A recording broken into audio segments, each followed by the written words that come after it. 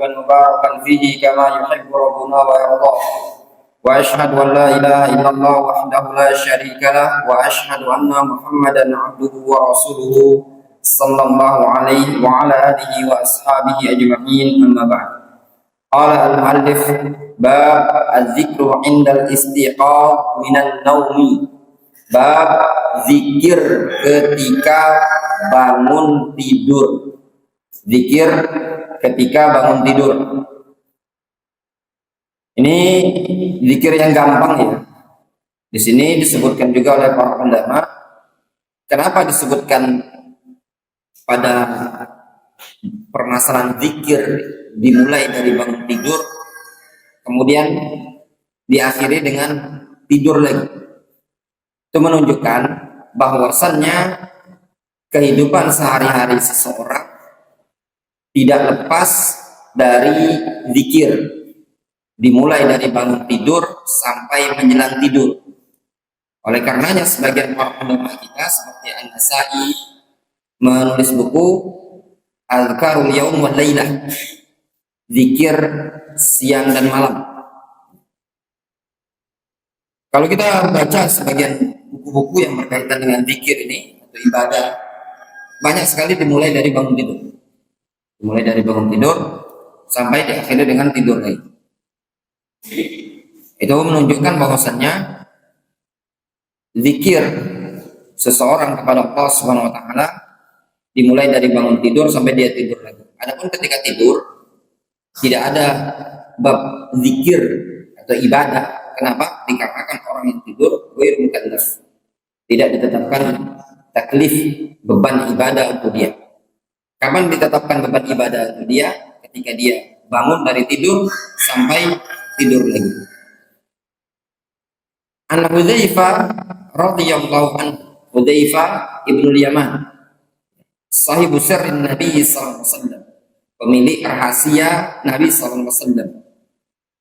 Qala kana Nabi sallallahu alaihi wasallam idza akhadha madja'ahu min al-lail.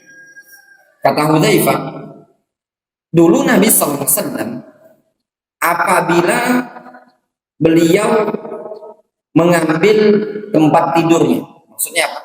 Mulai mau tidur, mengambil posisi ingin tidur di tempat tidur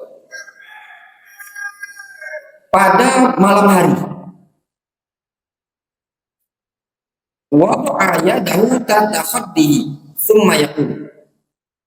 Kemudian dia meletakkan tangannya ini ya di bawah pipi beliau. Tergambar ya. Gimana tidurnya? Tergambar? Ya ada tangan. Di situ disebutkan yadahu.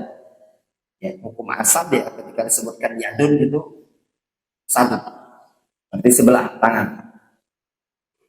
Al-Zahir, tangan yang dimaksud adalah kanan. Ya, kalau kiri agak susah. Gambaran itu seperti ini. Pada lafaz minal lail difahami oleh sebagian para ulama. Zikir ini tadi khusus untuk tidur malam dan khusus untuk bangun malam. Allah alam. Ya. Yang ana baca di keterangan-keterangan para ulama ketika menjelaskan zikir mau tidur dan bangun tidur, mereka menyebutkan berkaitan dengan tidur malam. Jadi kalau tidur siang tidak disunnahkan untuk membaca zikir ini tadi. Pahami? Omongan seperti itu yang disebutkan oleh sebagian para ulama kita. Itu bisa lihat keterangan di syarah-syarah hadis yang berkaitan dengan masalah zikir menjelang tidur ini tadi.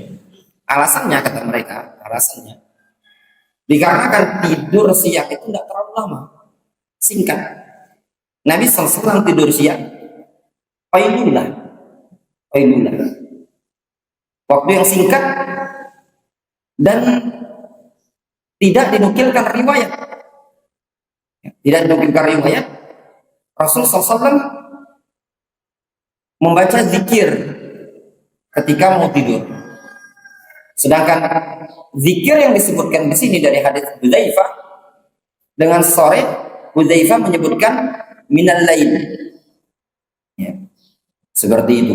Itu alasan sebagian para ulama kita. Tapi Allah, masalah ini tahtaj ila bahsin, butuh pada pembahasan. Ya. Karena ya butuh mutalaah lagi.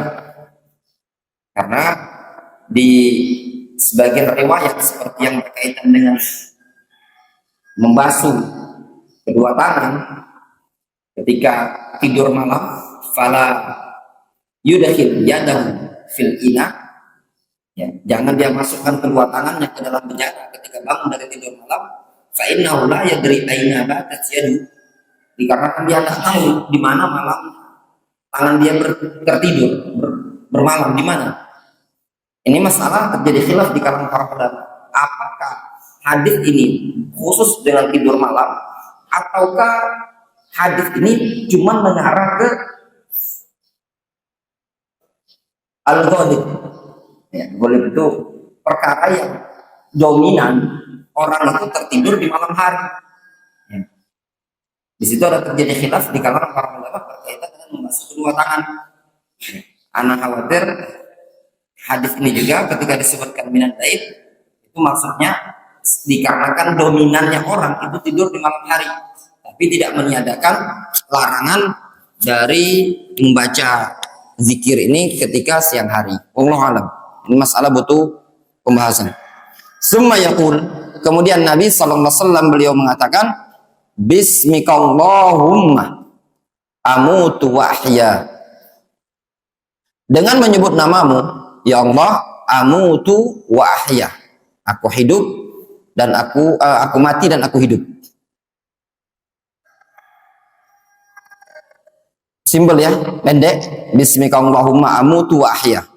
Wa idza stayqadha, kalau Rasul terbangun dari tidurnya tadi, beliau membaca zikir, alhamdulillahilladzi ahyana ba'da ma amatana wa ilaihin nusyur, rawahul Bukhari.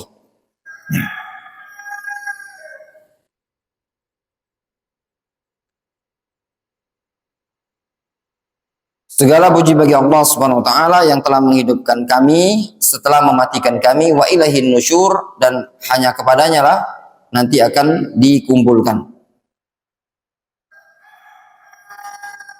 Di sini Nabi SAW menyebutkan pujian kepada Allah Subhanahu wa taala. Kapan? Setelah bangun dari tidur. Ya. Diletakkan pujian kepada Allah Subhanahu wa taala setelah bangun dari tidur, dikarenakan bangun dari tidur merupakan nikmat, ya, nikmat dari Allah Subhanahu wa taala, karena betapa banyaknya orang yang terkadang tertidur dia tidak bangun lagi. Wa kama qil, sebagaimana dikatakan, an-naum akhul maut, an-naum akhu al-maut. Ya, tidur itu saudaranya kematian.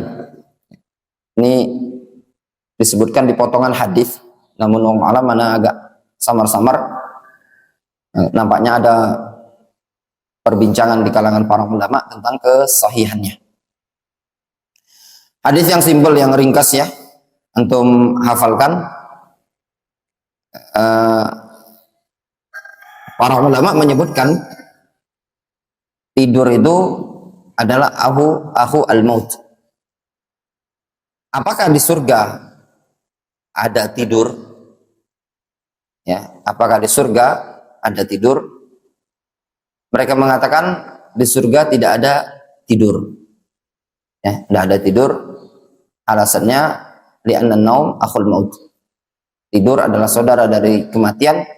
Dalam keadaan kematian adalah sesuatu yang buruk, ya, yang tidak akan mungkin terjadi lagi setelah seseorang masuk ke dalam surga dan setelah seseorang masuk ke dalam neraka. Ya. Sehingga mereka mengatakan di surga tidak ada an-naum, tidur sama sekali.